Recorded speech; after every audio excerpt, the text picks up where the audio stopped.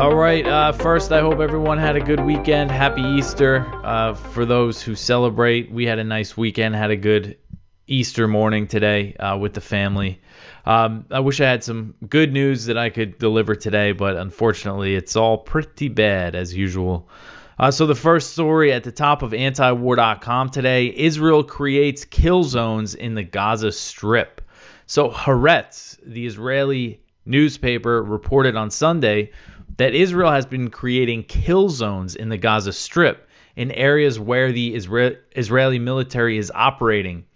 And the way these zones work is that anyone who enters will get shot, even if they are unarmed.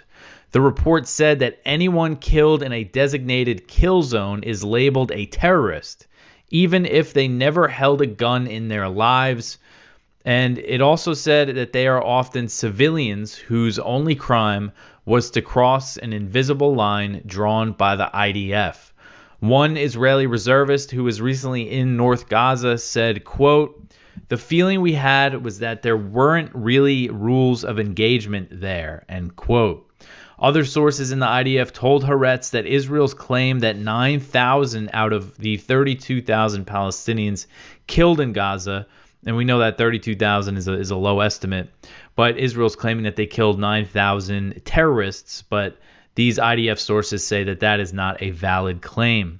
One Israeli reserve officer said, quote, "In practice, a terrorist is anyone the IDF has killed in the areas in which its forces operate," end quote.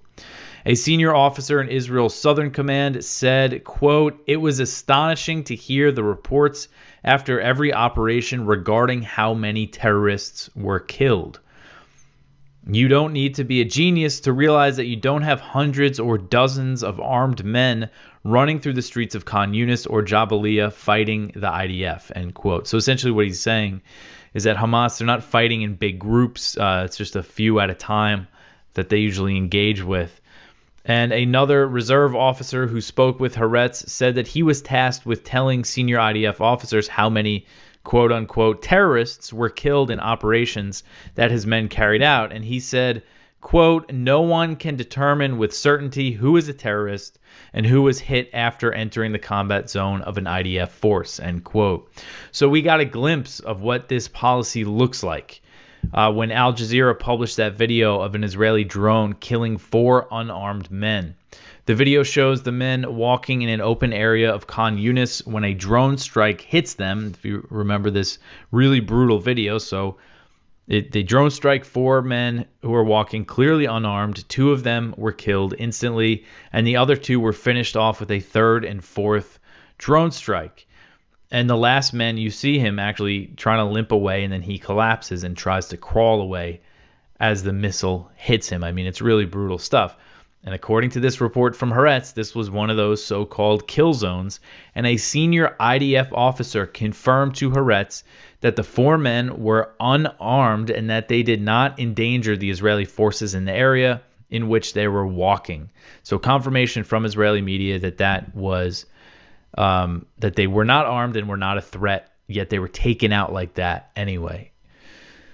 The Haaretz report also said that, if you remember back in December, Israeli troops in Gaza gunned down 3 Israeli hostages who were shirtless, and one of them was waving a white flag.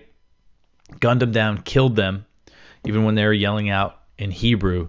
And apparently that was also the result of one of these kill zones. So basically, this really reveals a lot, I think, because you have Israel claiming that they've killed 9,000 members of Hamas, and this is saying, well, really, we don't know. Really, we have no idea what the true toll is, because they're counting everyone they kill in these areas as terrorists or whatever. So I think this is just such an important story, especially when we get into the next thing here.